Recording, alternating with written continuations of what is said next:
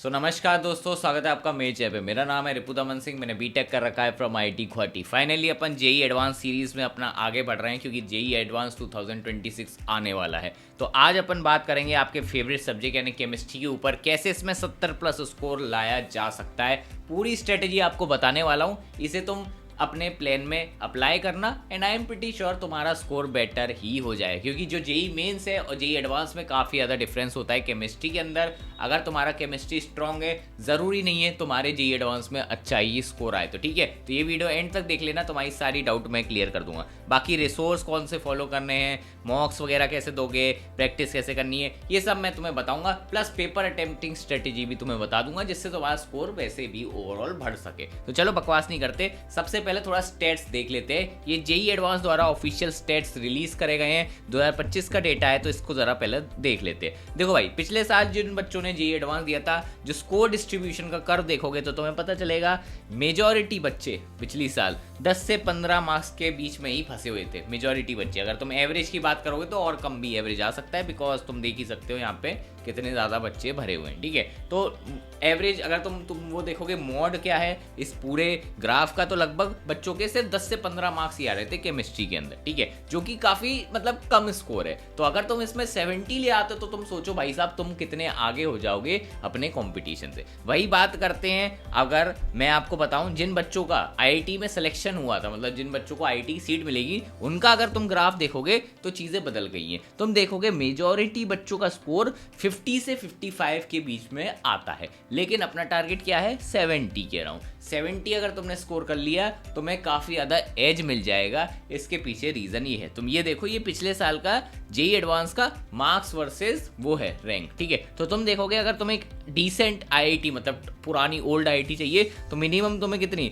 10,000 rank लानी पड़ेगी। 117 से लगभग 120 नंबर तुम्हें लाना पड़ेगा मोटा मोटा। तो मान लेते हैं आप 120 नंबर, तो 70 अगर तुमने जो मार्क्स हैं केमिस्ट्री में ही गेन कर लिए, तो तुम बताओ तुम्हें कितने स्कोर करना है। सिर्फ 50 नंबर स्कोर करना है फिजिक्स और मैथ्स मिला के, जो कि डुएबल हो जाता है। तो केमिस्ट्री भाई तुम्हारे दरवाजे खोलेगी आईआईटी के, इतना याद रख लें। तो टारगेट रखोगी 70 प्लस अपन किसी भी हद से क्रॉस कर जाए, उससे क्या होगा तुम्हारा एक अच्छा डिसेंट रैंक बन जाएगा, तो तुम्हारा केमिस्ट्री एक रैंक भी इंप्रूव करेगी। ठीक है, और बात यह है कि जब अपन केमिस्ट्री पढ़ते हैं तो जेई एडवांस में एक्स्ट्रा चैप्टर्स आ जाते हैं जो कि कट हो गए थे अपने जेई मेंस के सिलेबस से। और तुम्हें फन फैक्ट बता रहा हूं, जितने भी चैप्टर हटे हैं वो बहुत ही निहायती इजी चैप्टर हैं, फ्री के मार्क्स बोलूंगा मैं। ठीक है, और अगर तुमने उन पे मास्टरी कर ली यू आर डन। ठीक है, तो चलो अब आगे चलते हैं अपने वीडियो पे। सबसे पहले थोड़ा ट्रेंड समझ लेते हैं कि देखो भाई ऑर्गेनिक कितना आ रहा है, फिजिकल कितना आ रहा है, इनऑर्गेनिक कितना आ रहा है, मोटा मोटा समझ लेते हैं। देखो भाई, अगर तुम पिछले 10 साल का डेटा देखोगे, मैंने खुद डेटा देखा है, तो मैं तुम्हें बता दूं फिजिकल मोटा मोटा सबसे ज़्यादा आता है। 40% वेटेज फिजिकल का रहता है, लेकिन रिसेंटली थोड़ा कम हुआ है, जैसे कि तुम देख सकते हो 34%। थोड़ा मतलब ईयर टू ईयर वेरिएशन तुम्हें दिखेगा। तुम मोटा मोटा एवरेज लोगे तो मैं बता रहा हूँ फिजिकल 40% जो केमिस्ट्री का पेपर रहता है उसमें तुम्हें फिजिकल मिलेगा। उसके बाद तुम्हारा वेटेज ऑर्गेनिक का रहता है, और जो लीस्ट वेटेज है वो इनऑर्गेनिक का रहता है। इनऑर्गेनिक में भी कुछ चैप्टर्स जैसे कि बॉन्डिंग हो गया, कोऑर्डिनेशन, कंपाउंड, ये मेजॉरिटी चंक ले जाते हैं। उसके बाद पी ब्लॉक हो गया, ये सब बचता है, क्योंकि भाई जो एडवांस है ना वो ये नहीं चाहता कि रट्टू बच्चे आ जाएं, और इनऑर्गेनिक में थोड़ा रटने का काम ज़्यादा होता है इंस्टेड ऑफ समझने का। लॉजिक इतना काम नहीं करता, तो आई वुड से फ्री के मार्क्स हैं इनऑर्गेनिक्स में। ठीक है, चलो अब तुम्हें मैं चैप्टर वाइज वेटेज बता देता हूँ, ये तुम्हारे बहुत काम आएगा। ठीक है, लेकिन चैप्टर वाइज वेटेज देखने के साथ साथ तुम्हें एक चीज़ और देखनी पड़ेगी, जो मैं अभी तुम्हें आगाह कर दूंगा। ठीक है, तो ये मैंने तुम्हारे लिए मोस्ट इंपॉर्टेंट चैप्टर्स की मोटी मोटी एक लिस्ट बना दी है। तो सबसे ज़्यादा हाई वेटेज में तुम्हारे कौन सा मैंने रखा है, पी ब्लॉक को रखा है, क्योंकि भाई 8% क्वेश्चन लास्ट 10 ईयर में पी ब्लॉक से फंसे हैं, और ये काफ़ी डुएबल क्वेश्चन थे, बिकॉज ऑर्गेनिक ब्लॉक केमिस्ट्री में से डायरेक्ट उठ के आ जाती है चीज़ें। बहुत बार एनसीईआरटी के भी फैक्ट आए हैं, लेकिन मैं तो बताऊं NCERT is not sufficient for block chemistry. अपने कोचिंग मटेरियल पे आपको रिलाई करना पड़ेगा। I would say coaching material नहीं है तो रेजोनेंस का मटेरियल यू कैन फॉलो। ये गोल्डन तुम्हें चीज़ बता रहा हूँ, रेजो का मटेरियल से बेस्ट हो नहीं सकता केमिस्ट्री के लिए, ठीक है। और जीओसी तो भाई बिल्कुल बेड रॉक मान के चलो। ऑर्गेनिक अगर जरा सा भी तुम्हें समझना है तो जीओसी में तुम्हारा पकड़ अच्छा होना चाहिए, और रॉ जीओसी का ही काफ़ी ज़्यादा वेटेज है, 6.5% का वेटेज दे रखा है एडवांस के अंदर। इसके बाद थर्मोडायनेमिक्स का है। थर्मोडायनेमिक्स पे आपको एक एज है, क्योंकि अगर तुम केमिस्ट्री के अंदर थर्मोडायनेमिक्स करते हो तो इनडायरेक्टली फिजिक्स का भी कुछ कुछ थर्मोडायनेमिक्स की चीज़ें हो जाती है, कि दोनों में कॉमन चैप्टर है, प्लस बस वो जो कन्वेंशन है उसका थोड़ा चेंज है। बाकी तुम अगर थर्मोडायनेमिक्स यहाँ करोगे तो तुम्हें फिजिक्स में भी हेल्प मिल जाएगी। उसके बाद सॉलिड स्टेट का भी काफ़ी ज़्यादा अच्छा खासा वेटेज है। और वही मिड लेवल यहाँ पे आते हैं थोड़े टफ चैप्टर, जैसे कि बॉन्डिंग हो गया, कुछ कई का अच्छे क्वेश्चन बना देता है। अमाइंस तो तुम चलो कर लोगे, ये थोड़ा ईजी है। कोऑर्डिनेशन अच्छा मतलब तुम्हारा अच्छा खासा टफ आ जाता है कई बार। इलेक्ट्रोकेमिस्ट्री के भी क्वेश्चन डिसेंट देते हैं, ठीक है। बेसिक कंसेप्ट ऑफ केमिस्ट्री थोड़ा ईजी चैप्टर है, इसे तुम एनसीईआरटी से रीड कर लो, अपने कोचिंग मटेरियल से कर लेना। और इसमें थोड़े रैंडम क्वेश्चन ज़्यादा आते हैं, तुम ऐसे हाथ पे ज़्यादा मान नहीं सकते, ठीक है। बाकी हाइड्रोकार्बन तुम्हें एक ईजी चैप्टर मिल जाएगा ऑर्गेनिक के अंदर। मेटलर्जी इजी याद रख लेना, मेटलर्जी में रट्टा ही आएगा, तो तुम्हें ये मेटलर्जी किसी भी तरह रट लेना है, ठीक है। इसके बाद अल्डिहाइड कोटोन वगैरह, ठीक है। अब ये है लोएस्ट वेटेज वाले टॉपिक, लेकिन इसमें कैच ये है कि मेजॉरिटी टाइम्स इसमें से जो टॉपिक मैंने इसमें लिख रखे हैं ना, इजी क्वेश्चन फंस जाता है। अब ये नहीं बोला कि इजी ही आएगा, बहुत बार बायोमोलिक्यूल्स का टफ आ जाता है, बहुत बार किसी चैप्टर का टफ आ जाता है, लेकिन फिर भी मोटा मोटा अगर ओवरऑल देखोगे तो इनमें से इजी चीज़ें फंसती हैं। जैसे बायोमोलिक्यूल्स से कई बार इजी आ जाता है, लेकिन पिछले साल टफ आ गया था, तो ऐसा नहीं है, ठीक है। पॉलीमर्स से भी इजी आ जाता है, और सरफेस केमिस्ट्री काफ़ी इजी है, ये तुम आराम से कर सकते हो। हेलो एल्कीन्स और हेलो अरेंज भी एक इजी चैप्टर है। बाकी आयोनिक कह सकते हैं, कुछ बच्चों को टफ लगता है, मुझे नहीं लगता था, बट बहुत बच्चों को आयोनिक में दिक्कत आती है। वही बी ब्लॉक के जो बच्चे कुछ एलिमेंट्स है वो भी दे देता है, और केमिस्ट्री एवरीडे लाइफ तुम स्किप भी कर दोगे तो कोई दिक्कत नहीं, क्योंकि घंटा इसमें से बहुत ही रेयर अब क्वेश्चन आ रहे हैं। पहले फिर भी आ जाते थे, बहुत पीछे जाओगे, बट अब लिटरली 0% का वेटेज है लास्ट के 10 साल में, तो इससे पता चल रहा है कि इसमें कुछ तुम्हारा नहीं है, ठीक है। तो इनमें तुम्हें भले ही लो वेटेज है, करके जाना है, क्योंकि इजी चैप्टर्स हैं, ठीक है। तो ये 4 चैप्टर पढ़ने में तुम्हारा ज़्यादा एफर्ट भी नहीं लगेगा, इजी टू अंडरस्टैंड, ऐसे कुछ तुम्हें पीएचडी करने की जरूरत नहीं पड़ती, ठीक है। तो ये कर लेना। अब बात है रिसोर्स कौन से फॉलो करने। देखो भाई, मैं तुम्हें 2 रिसोर्स बता रहा हूँ। सबसे पहला रिसोर्स है, अगर तुम कोचिंग मटेरियल फॉलो करना चाहते हो तो रेजो का मटेरियल फॉलो कर लेना केमिस्ट्री का। ये मैं टेलीग्राम पे इसका लिंक डाल दिया था पहले ही, तुम जाके डाउनलोड कर सकते हो, लिंक डिस्क्रिप्शन में है, ठीक है। वहाँ पे तुम्हें व्हाट्सएप चैनल का भी लिंक मिल जाएगा, वहाँ से डाउनलोड कर लेना, ठीक है। नहीं तो अगर तुम पे नहीं है तो तुम अपने कोचिंग वाले मटेरियल पे ही स्टिक टू करना, जो बच्चे रेजोनेंस से नहीं है या फिर एलएन वगैरह के, कोई दिक्कत नहीं आएगी तुम्हें, ठीक है। सेल्फ स्टडी कर रहे हो तो रेजो का फॉलो कर लेना, ठीक है। दूसरा रिसोर्स जो सबसे इंपॉर्टेंट है, इसके बिना तुम्हारा नहीं निकलेगा जेईई एडवांस, ठीक है। ये है 40 ईयर्स की PYQ वाली बुक। ये तुम्हें किसी भी हद से करनी है। जो बच्चे कह रहे हैं ना मैं कोचिंग का मटेरियल करूँ क्या करूँ, भाई ये तुमने अगर कर ली ना, यू विल बी सॉर्टेड। इसके बाहर से कहीं से चीज़ नहीं आने वाली। जो लैंग्वेज है क्वेश्चंस की, जो क्वालिटी ऑफ क्वेश्चन है जेईई एडवांस के, उससे बेस्ट कुछ हो नहीं सकता। 48 ईयर्स बहुत मतलब बड़ा टाइम पीरियड है, इसमें इतने सवाल हैं तुम पूरे कर नहीं पाओगे। ये देखो मैंने बुक मंगाई है, इतनी मोटी बुक है ये, ठीक है। ये अगर तुमने कर ली ना, तुम्हें कुछ और मटेरियल करने की ज़रूरत नहीं पड़ेगा। और ये वाली बुक का मैं तुम्हें अभी डिटेल में बता देता हूँ, इसे यूज़ कैसे करनी है, तुम्हें फ़ायदा हो जाएगा। तो ये तुम्हें रिसोर्स फॉलो करना है। तुम लोग को डिटेल में समझाने के लिए मैंने ये बुक ऑर्डर करी है। अब मैं तुम्हें डिटेल में बताऊंगा कि तुम्हें सॉल्व कैसे करना है, यही बुक मैंने क्यों चूज़ करी। देखो भाई, सबसे पहले तो तुम्हें यहाँ पे चैप्टर वाइज वेटेज मिल जाएगा, ठीक है। इसका तुम्हें यूज़ करके क्या करना है, इंडेक्स में मार्क कर लेने हैं कि कौन से चैप्टर फर्स्ट प्रायोरिटी पे वेटेज के हिसाब से करने हैं। बात आती है बच्चे में से ये पूछे, भैया आपने दिशा पब्लिकेशन की ही बुक क्यों मंगाई, दूसरे पब्लिशर थे, PW था, आर्यन था। तो देखो इसके पीछे लॉजिक सिंपल है। जेईई एडवांस के केस में इस वाली बुक में सारे PYQ हैं, बाकी बुक्स में 1-2 क्वेश्चन मिसिंग है, तो क्या पता भाई उसमें से रिपीट हो जाए, इसलिए ये वाली बुक मंगाई। और दूसरी बात ये, इन्होंने क्या करा है, सेग्रीगेशन कर दिया है। क्योंकि ऐसा होता है कि पुराने वाले जेईई एडवांस के क्वेश्चन सब्जेक्टिव होते हैं, तो इन्होंने वो इधर कर दिए हैं, और यहाँ पे देखो तुम्हें सारे MCQ मिल जाएंगे जो अभी लेटेस्ट फॉर्मेट में चल रहा है। इसमें सारे सोल्यूशन भी दे रखे हैं, सारे क्वेश्चन की डिटेल्ड हैं और एरर भी नहीं है। तो इससे अपन का क्या होता है, जैसे किस क्वेश्चन में तुम फंस गए तो तुम्हें क्या करना है, सीधे तो सोल्यूशन देख लेना है और तुम खुद ही मतलब फिगर आउट कर लोगे कि हाँ ये मेरे से पॉइंट मिस हो गया। अब इस बुक का यूज कैसे करना है, देखो इधर जितने भी क्वेश्चन है ना, तुम्हें सब एक एक लाइन से करते जाने हैं।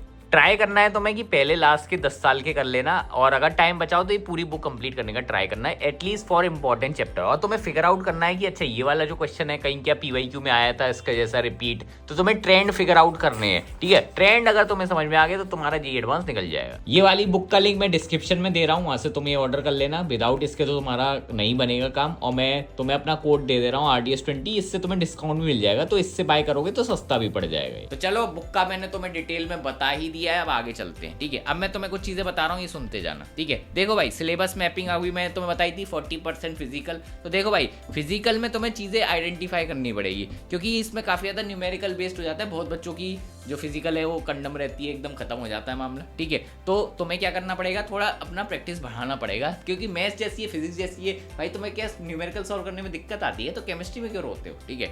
बाकी इसमें तुम्हें एक्यूरेसी थोड़ी बना के चलनी पड़ेगी, एक्यूरेसी नहीं हुई तो तुम्हारा गलत हो जाएगा क्वेश्चन, ठीक है। बाकी ओवरलैप हो जाता है फिजिक्स के साथ कुछ कुछ जगह पे, क्योंकि इसमें सॉल्विंग होती है, थोड़ा दिमाग लगाना पड़ता है। मजेदार है भाई फिजिकल, ठीक है। इसके लिए तुम क्या करना, मोल को थोड़ा अपना मजबूत कर लेना, स्टार्टिंग के जो फाउंडेशन वाले चैप्टर है ना, वरना तुम्हें हमेशा फिजिकल में दिक्कत आती ही रहेगी। ऑर्गेनिक की बात करते हैं। ऑर्गेनिक जो मेंस में आती है और जो एडवांस में आती है, जमीन आसमान का अंतर है। अब तो मैं समझाता हूँ। इधर जो एडवांस में आती है 70% तुम्हारा कंसेप्ट आएगा, 30% तुम्हारा रट्टाफिकेशन आएगा। रट्टाफिकेशन किसमें, तुम्हें रिएजेंट्स रटने होंगे कि अच्छा इससे ये बनता है मेजर प्रोडक्ट, इससे माइनर प्रोडक्ट ये बनता है। ये चीज़ें तुम्हें याद होनी चाहिए, ये नहीं होगा तो तुम कुछ नहीं कर पाओगे, वहाँ कंफ्यूज हो गए पेपर में। और बाकी कंसेप्चुअल क्यों बोला, क्योंकि जो एडवांस में क्वेश्चन आएगा वो मैकेनिज्म के ऊपर आएगा। मैं बता रहा हूँ, तो मैं लिख के दे रहा हूँ। जो एडवांस में क्वेश्चन आएगा मैकेनिज्म के ऊपर आएगा। तुम चाहे कितने नेम रिएक्शन रटते रहना, नहीं डायरेक्ट पूछेगा, इनडायरेक्ट पूछेगा, माइनर प्रोडक्ट पे फोकस करेगा, स्पेशल कंडीशन डालेगा, चेक करेगा कि तुम्हें वो चीज़ पता है कि नहीं। 100% गारंटीड हूँ यही करेगा एडवांस, हर साल यही करता है। PYQ देख लो तो, ठीक है। तो तुम्हें सिर्फ नेम रिएक्शन रटने नहीं है, तुम्हें उसकी मैकेनिज्म समझनी है। और रटना क्या है, रिएजेंट करता क्या है, मेजर प्रोडक्ट क्या है, माइनर प्रोडक्ट क्या है। और इसके लिए आई वुड से GOC तुम्हें बहुत अच्छे से आना चाहिए। जिस बच्चे की GOC स्ट्रांग है वो ऑर्गेनिक अच्छे से कर पाएगा, जिसकी नहीं है उसको दिक्कत होने वाली है। तो अगर तुम मास्टर करना चाहते हो ऑर्गेनिक तो सिंपल है, पहले GOC स्ट्रांग कर लो बहुत अच्छे से, फिर उसके बाद तुम्हारी चीज़ें आसान हो जाएंगी, ठीक है। लास्ट में आता है इनऑर्गेनिक। इनऑर्गेनिक का मैंने बताया था 28% वेटेज है। देखो भाई इनऑर्गेनिक में बच्चे थोड़े ओवरवेल्म हो जाते हैं, जैसे सॉल्ट एनालिसिस हो गया, ब्लॉक केमिस्ट्री बहुत बड़ी है, मेटलर्जी हो गया, ठीक है। ऐसे वाले चैप्टर इनको रटना कैसे है, तो देखो भाई अगर तुम एकदम रटने जाओगे तो तुम्हें उल्टी आ जाएगी, तुम नहीं रट पाओगे। तो इसकी ट्रिक क्या है, इसे तुम डेली रखो अपने शेड्यूल में, डेली 1 घंटे 2 घंटे जितना भी तुम टाइम डिवोट कर सकते हो, उसमें तुम्हें करना है कि मैं इतना इनऑर्गेनिक रटूंगा। जैसे मैं तुम्हें एग्जांपल बता रहा हूँ, जैसे मैंने ये मेरे नोट से मान लेते हैं, ठीक है। इसमें मैं कह रहा हूँ 500 पेज है, ये तो ज़्यादा हो गया, इतनी बड़ी भी नहीं है इनऑर्गेनिक, ठीक है। तो तुमने मान लिया ये पूरी बुक मुझे रटनी है, अब 30 दिन है मेरे पास, ठीक है। और मैं बोल रहा हूँ 300 पेज है, ठीक है। तो कितने दिन में हो जाएगा, मुझे हर दिन कितने चैप्टर मतलब कितने पेज रटने पड़ेंगे, तुम बताओ ना। उसे तुम डिवाइड कर लो, ठीक है। डिवाइड करने के बाद तुम क्या करो, डेली अपना 2 घंटे दो, तुम्हें रट्टा ही मारना है। और पिछले दिन क्या रटा था एक बार ऊपर से ओवरव्यू कर लो, डेली करोगे तो हमारा रट जाएगा। अगर तुम डेली नहीं पढ़ोगे तो दिक्कत हो जाएगी। बाकी तुम्हें सोर्स क्या फॉलो करना है इनऑर्गेनिक के लिए, रेजो का मटीरियल, नथिंग एल्स, ठीक है। उसमें काफ़ी अच्छी दे रखी है क्रिस्प, उसमें ही बहुत ज़्यादा दे रखा है, वैसे तो इतना तुम्हें रटने की जरूरत नहीं पड़ेगी। उसमें तुम्हें ये PYQ वाली बुक यूज़ आएगी। पहले तुम क्वेश्चन देख लेना, एक बार टिक कर लेना कौन कौन से मतलब एलिमेंट से पूछा है, P ब्लॉक के हैं तो, ठीक है। ऐसे देख लेना कौन कौन से कहाँ से पूछता है, वो मार्क कर लेना अपने नोट्स में, रेजोनेंस वाले में, या फिर जो भी तुम्हारी कोचिंग का है, और उसको पहले रटना। फिर उसके बाद एक बार ब्रीफ रीडिंग लगा लेना, अच्छा यहाँ से पूछता है, अच्छा ये यहाँ से रिपीट करता है, तुम्हारा काम इनऑर्गेनिक में हो जाएगा, ठीक है। अब मैं तुम्हें वो बता रहा हूँ कि तुम्हें प्रायोरिटाइजेशन कैसे करना है। सबसे पहले फाउंडेशन पे प्रायोरिटाइज करना। GOC और मोल कॉन्सेप्ट तुम्हारे मुंह से निकलना चाहिए। जब मैं तुम्हें रात के 2 बजे भी उठा दूं तो बोलूं कि भाई साहब रिएक्टिविटी ऑर्डर बता, ठीक है, इसमें से कौन वो एरोमेटिक है, एंटी एरोमेटिक, सब तुम्हें पता हो जाना चाहिए कि अच्छा हाँ ये चीज़ है, ये ऑर्डर है, मुझे पता है। ऐसी मोल कंसेप्ट में मैं तुमसे पूछ दूं मोलैलिटी, मोलैरिटी, नॉर्मेलिटी क्या डिफरेंस है, तुम्हें आना चाहिए तुरंत, ठीक है। ये बेसिक चीज़ें हैं, ये तुम्हें नहीं पता तो भाई मैं बता रहा हूँ क्यों दे रहे हो एडवांस, क्यों दे रहे हो, सही में यही क्वेश्चन पूछूंगा मैं, ठीक है। बाकी हाई यील्ड वाले तुम्हें मिस नहीं करने हैं। Thermo bonding, atomic structure, periodic table. Periodic table से वैसे कम क्वेश्चन आ रहे हैं, लेकिन फिर भी जो आता है ईजी आ जाता है, इसको ऐसे छोटे वाले चैप्टर मत छोड़ के जाना, ठीक है। बाकी बॉन्डिंग से अच्छे खासे क्वेश्चन आ रहे हैं, थर्मोडाइनमिक्स तुम्हें देखना है। मिड लेवल पे तुम्हारा थोड़ा इक्विलिब्रियम, इलेक्ट्रोकेमिस्ट्री, काइनेटिक्स रह जाता है। और वही ये जो ईजी वाले हैं ना, जो मेंस में नहीं थे, सॉलिड स्टेट, सरफेस, ये तुम्हें करके जाने हैं, ये फ्री के नंबर हैं, इनको मत छोड़ के जाओ भाई प्लीज। कुछ होशियारों ने यही चैप्टर छोड़ दिए भाई, ये तो ईजी है, इन्हें तो करके जाओ, ठीक है। तो ये नहीं छोड़ना है। अब बात आती है कि क्या चीज़ निगोशिएबल है, कौन सी चीज़ नॉन निगोशिएबल, ये ज़रा सुन लो, मैं डीप में बता देता हूँ। देखो भाई, ऑर्गेनिक में मैं तो बताया था मैकेनिज्म तुम्हें पहले समझना है, उसके बाद तुम नेम रिएक्शन रट के चले जाना। मैं बता रहा हूँ ये 10% क्वेश्चन में यूज़ होगा और ये 90% क्वेश्चन में ऐसा रहता है। तुम PYQ देख लेना अगर तुम्हें लग रहा है कि मैं झूठ बोल रहा हूँ, ठीक है, सिंपल। तो मैं बता रहा हूँ, अगर तुम्हारी हालत टाइट हो रही है ज्योग्राफी में, GOC मास्टर कर जाओ, बायोमोलिक्यूल्स कर लेना, हाइड्रोकार्बन और अमीन्स, ये बेयर मिनिमम करके चले जाना अगर लंका लग रखी है तो। वैसे लंका लग रखी है तो तुम्हारा कुछ होगा नहीं, बट फिर भी बेयर मिनिमम कर जाना, ठीक है। वही बात आती है इनऑर्गेनिक का, मैंने बताया डेली रटो वरना नहीं हो पाएगा, लास्ट में तुम पैनिक कर जाओगे। और इनऑर्गेनिक काफ़ी हद तक सॉल्वेबल आती है, ठीक है, तो डरना नहीं है, तुम कर लोगे। बाकी मेन फोकस कोऑर्डिनेशन पे रखना, बॉन्डिंग पे रखना। ये तुम्हारे 18 मार्क्स तो यहीं से निकल आएंगे, इतना हाई वेटेज है इनका, ठीक है। और अपना रिसोर्स फिक्स रखो, मैंने तुम्हें जो रिसोर्स बताया वही फॉलो करना है। PYQ वाली बुक और रेजो का मटेरियल तुम कर सकते हो फॉलो, नहीं तो अपनी कोचिंग का मॉड्यूल पे ही स्टिक टू करो। इसके अलावा कोई इधर उधर मत भागो, तुम्हें कोई क्रैश कोर्स की जरूरत नहीं है भाई। अब क्या क्रैश कोर्स लो रहे हो, 4 घंटे तू क्रैश कोर्स देखेगा, फिर तू सवाल कब लगाएगा भाई। तो क्रैश कोर्स नहीं लेना है तुम्हें, ठीक है, याद रख लेना। अब वीक वाइज प्लान बना देता हूँ मोटा मोटा। देखो भाई, अब तुम ऐसे कर सकते हो, ये मैं बस एक तुम्हारा सैम्पल प्लान है, सबको प्लान अपना हिसाब से बनाना चाहिए। मैं तुम्हारे लिए बना दूंगा, हो सकता है तुम फिट ना कर पाओ उसमें चीज़ें, ठीक है। तो थोड़ा अपना दिमाग लगाया करो भाई, जो दिया है इधर भगवान ने, तो उसका यूज़ करोगे ना तभी तो IIT में जाओगे। थोड़ा यूज़ करना पड़ेगा, सब मैं ही बता दूंगा क्या, तो फिर मैं चला जाऊँगा ना IIT, और मैं जा भी चुका हूँ, फिर से क्या करूँगा जाके, ठीक है। तो जैसे ये वीक 1 है, वीक 1 में उठा लो फिजिकल के बेसिक, मोल, एटॉमिक, ऐसी तुम ऑर्गेनिक का भी बेसिक उठा सकते हो चलने को। तो पर चलो मान लेते तुम्हें फिजिकली पढ़नी है वीक 1, तो ये उठा लो। तो ये वीक 2 में क्या करो, थोड़े हार्ड वाले उठा लो, जो तुम्हारे क्या बोलते हैं फिजिकल के, जैसे इक्विलिब्रियम हो गया, इलेक्ट्रोकेमिस्ट्री हो गया, काइनेटिक्स हो गया। और वहीं पे वीक 2 में धीरे धीरे क्या करो, ऑर्गेनिक का ईजी स्टार्ट कर दो, ऑर्गेनिक का GOC स्टार्ट कर दिया। फिर वीक 3 में तुम्हें अपना फिजिकल रैप अप कर लेना है और थोड़ा ऑर्गेनिक को हैवी कर दिया है। तो मैंने कैसे रखा है, हैवी के साथ लाइट, ठीक है। और तुम बोर भी नहीं होगे अगर ऐसे पढ़ोगे तो, ठीक है, क्योंकि सिर्फ फिजिकल पढ़ते जाओगे तो दिमाग पे ऐसा लगता है अरे भाई साहब नहीं हो पाएगी केमिस्ट्री, ठीक है। और ऐसे ही तुम्हें फिर वीक 4 में हैवी जो ऑर्गेनिक है और जो भी बचा कुछ है वो कर लेना, और फिर लास्ट में रिवीजन कर लेना। और मैंने इनऑर्गेनिक का रखा है, तुम ये नीचे देखो, इनऑर्गेनिक पूरे समय चलेगा जो मैंने तुम्हें बताया था, क्योंकि तुम्हें रटना ही है इनऑर्गेनिक में। तो भाई पूरा होलिस्टिकली डेली रट्टा मारो, लास्ट तक तुम्हारा रट जाएगा। तुम अभी लास्ट में एक हफ्ते पहले सोचोगे कि रटू कैसे, तो नहीं रट पाएगा, उल्टा चीज़ें बाहर आ जाएंगी, ठीक है।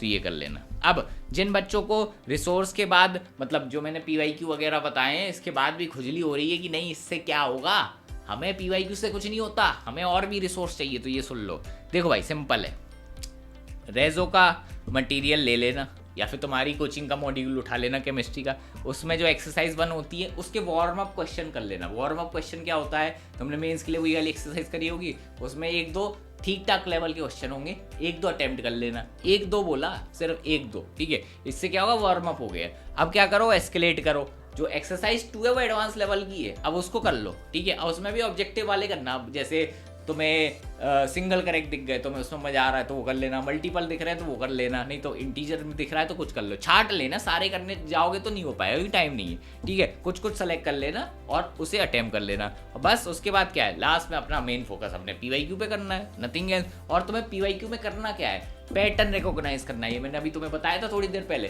क्या करना है, पैटर्न रिकॉग्नाइज। किस टाइप के क्वेश्चन दे रहा है तो उसी टाइप का तुम्हें करना है, ये इंपॉर्टेंट चीज़ है। पैटर्न रिकॉग्नाइज कर दिया तुम्हारा काम हो गया। जी एडवांस से क्वेश्चन रिपीट होते हैं पर पैटर्न रिपीट होता है, क्वेश्चन ऐसा तुम्हें ऐसे नहीं दिखेगा सेम टू सेम, वो कंसेप्ट सिमिलर दिख जाएगा, इसलिए तो बोलते हैं PYQ करना है। बाकी मैं तुम्हें जो एग्जाम हॉल की टेक्निक है वो और बता दे रहा हूँ, ये तुम टेस्ट में अप्लाई करना सबसे पहले, ठीक है। सबसे पहले जब तुम केमिस्ट्री खोलो ना, आई वुड सजेस्ट पूरा पेपर अटेम्प्ट कर रहे हो, सबसे पहले केमिस्ट्री सेक्शन पे चले जाना। वहाँ पे तुम्हें क्या करना है, सिंगल करेक्ट दिख सकते हैं, ठीक है, एडवांस में मल्टी दिखेंगे, MCQ पार्शियल भी हो सकता है और हो सकता है पार्शियल ना हो। पार्शियल ना हो तो बस समझ जाना खतरे की घंटी बज गई भाई, इसको सबसे लास्ट पे कर देना। सबसे पहले सिंगल करेक्ट पे जाओ, ठीक है। सिंगल करेक्ट में तुम्हारी प्रोबेबिलिटी सबसे ज़्यादा है सही होने की। सिंगल करेक्ट में ईजी वाले छाट लेना, ठीक है। जो भी तुम्हारी जैसे सर्विस केमिस्ट्री का आ गया, ठीक है, periodic table, atomic structure, easy topic ढूंढ लो। और जो तुम्हें लग रहा है अरे हैवी क्वेश्चन है, अभी थोड़ी देर के लिए साइड कर दो।